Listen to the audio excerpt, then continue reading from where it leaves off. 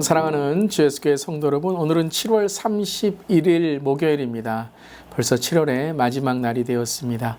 또 7월 한 달간 주신 하나님의 은혜에 감사드리며 계속해서 또 하나님께서 8월 한 달도 주님의 그 크신 은혜로 우리 교회와 우리의 삶을 채워주실 줄 믿습니다. 오늘 찬송가는 새 찬송가 290장입니다. 우리는 주님을 늘 배반하나. 함께 찬양하시겠습니다.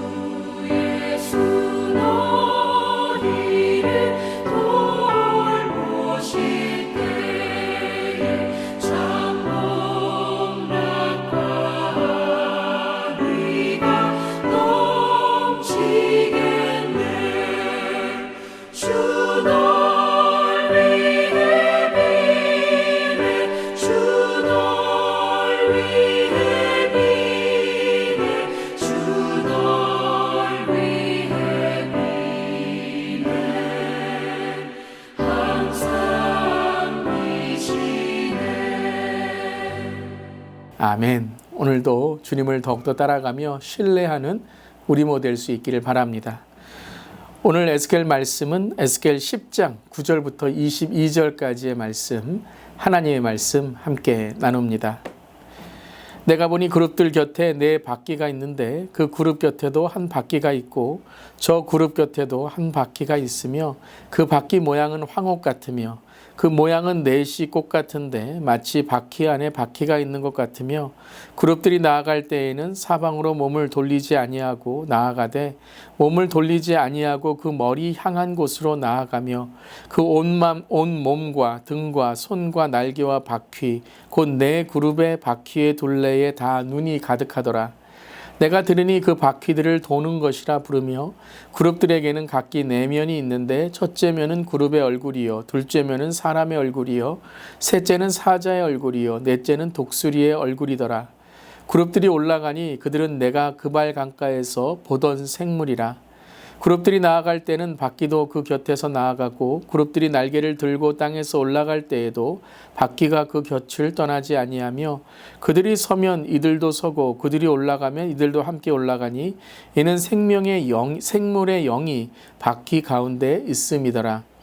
여호와의 영광이 성전 문지방을 떠나 그룹들 위에 머무르니 그룹들이 날개를 들고 내 눈앞에 땅에서 올라가는데 그들이 나아갈 때에 바퀴도 그 곁에서 함께 하더라. 그들이 여호와의 전으로 들어가는 동문에 머물고 이스라엘 하나님의 영광이 그 위에 덮였더라. 그것은 내가 그발 강가에서 보던 이스라엘의 하나님 아래에 있던 생물이라. 그들이 그룹인 줄을 내가 아니라.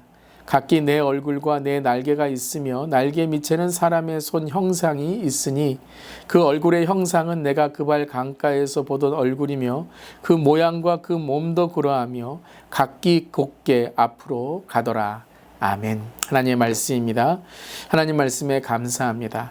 자, 계속해서 유다의 멸망에 대하여 하나님은 에스겔에게 환상을 보여주시며 그 심판을 말씀하시죠.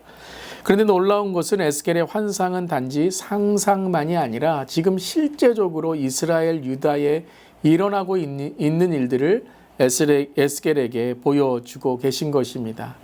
그러니까 실제적으로 역사 속에 일어나는 일들이 지금 에스겔에게 환상으로 보여지고 있지만 이것은 또한 현재 일들을 통해 시대와 세대의 영적 현실을 보여주고 있는 것이죠. 자, 그리스도인들에게는 이러한 영적인 분별력이 있어야 됩니다. 단지 종교적으로 교회에 다니고 그저 종교적으로 어떠한 행사와 예식만 하는 그것이 바로 신앙이 아닙니다. 신앙은 바로 하나님이 우리와 함께 계심을 깨닫고 하나님이 어떤 뜻을 가지고 계신지를 우리가 알고 선포하는 것이죠. 그래서 그리스도인들은 지금 이 시대와 세대 간에 일어나는 일들을 보고 그것을 단지 경제적인, 정치적인, 문화적인 혹은 어떤 세상에 있는 그런 학문적인 일들로만 현상으로 생각하는 것이 아니라 하나님이 어떻게 판단하고 계신지에 대한 영적인 실상을 봐야 되고 회개와 회복으로 기도해야 되는 것, 그것이 바로 그리스도인들이 해야 되는 일인 줄 믿습니다. 자, 오늘 우리가 읽은 에스겔 10장도 실제적으로 남유다 여호와긴 왕이 바벨론에 사로잡힌 지 6년 6째 달 5일에 하나님의 권능이 에스겔에게 임한 그 8장부터 11장까지의 이야기가 계속되고 있는 것이죠. 자, 날짜가 정확하게 나온다는 것은 이것은 단지 환상의 상상이 아니라 진실로 현실에 일어나는 실상에 대한 말씀인 것을 우리에게 전하고 있는 것입니다. 자, 에스겔은 하나님의 영에 이끌려 지금 성전에 들어가게 된 것이죠. 그리고 그는 예루살렘 사람들이 예루살렘에 하나님을 섬기지 않고 우상을 숭배하는 그 성전에 더럽히는 것을 에스겔은 보고 있는 것입니다. 그리고 9장에서는 하나님은 이 우상을 섬기는 자들을 심판하겠다라고 말씀하시죠. 그리고 오늘 10장에서 이제 하나님의 심판이 어떤 모양으로 일어나고 있는지를 우리에게 말씀하십니다. 자, 9절부터 11절까지 말씀 한번 읽어볼까요? 내가 보니 그룹들 곁에 네 바퀴가 있는데 이 그룹들 곁에도 한 바퀴가 있고 저 그룹 곁에도 한 바퀴가 있으며 그 바퀴 모양은 황옥 같으며 그 모양은 네시꽃 같은데 마치 바퀴 안에 바퀴가 있는 것 같으며 그룹들이 나아갈 때에는 사방으로 몸을 돌리지 아니하고 나아가되 몸을 돌리지 아니하고 그 머리 향한 곳으로 나아가며. 자, 그렇게 하면서 이 네 바퀴가 어떠한 생물인지를 다시 한번 말씀하시죠. 이것은 그발 강가에서 에스겔이 보았던 그 네 생물의 바로 모습, 상징인 것입니다. 근데 오늘 네 바퀴가 어떻게 가는지가 오늘 아주 중요한 포인트입니다. 이 바퀴가 사방으로 가는 것이 아니라 이제는 몸을 돌이키지 않고 한 방향으로 나아갑니다.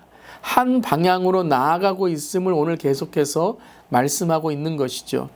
자, 이것은 단지 하나의 방향으로 나아간다는 움직임만이 아니라 하나님의 영광이 이제 떠나갔다라는 그 방향을 의미하는 것이죠.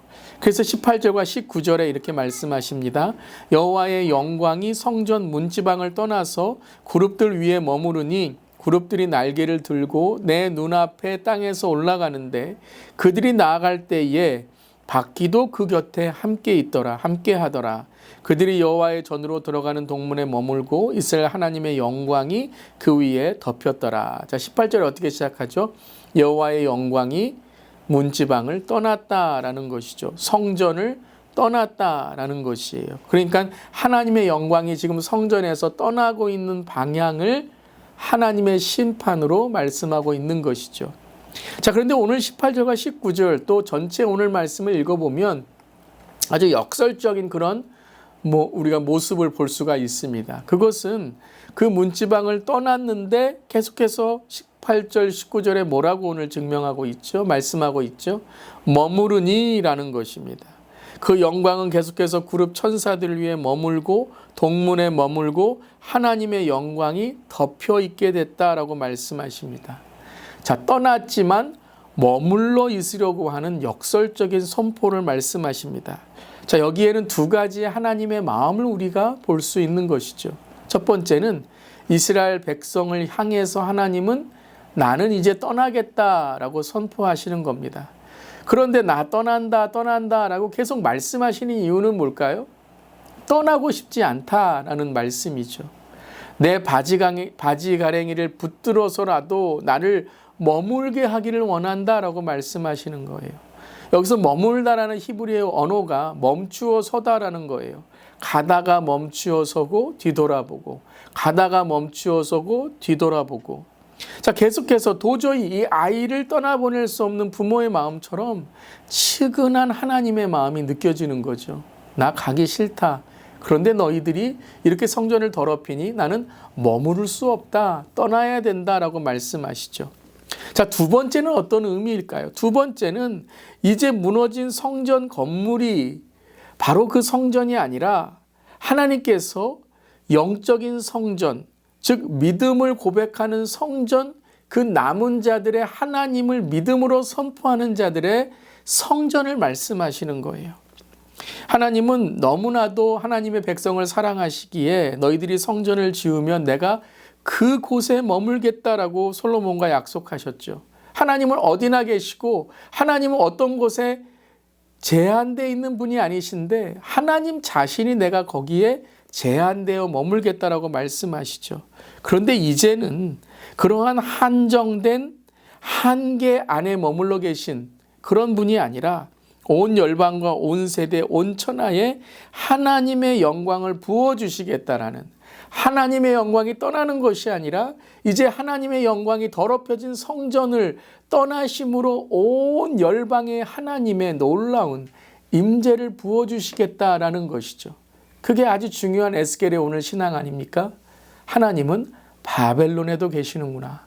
하나님은 고난 가운데도 계시는구나. 하나님은 강한 자들만이 아니라 오늘 약한 자들 가운데서도 하나님의 능하심을 드러내시는구나 라는 거예요.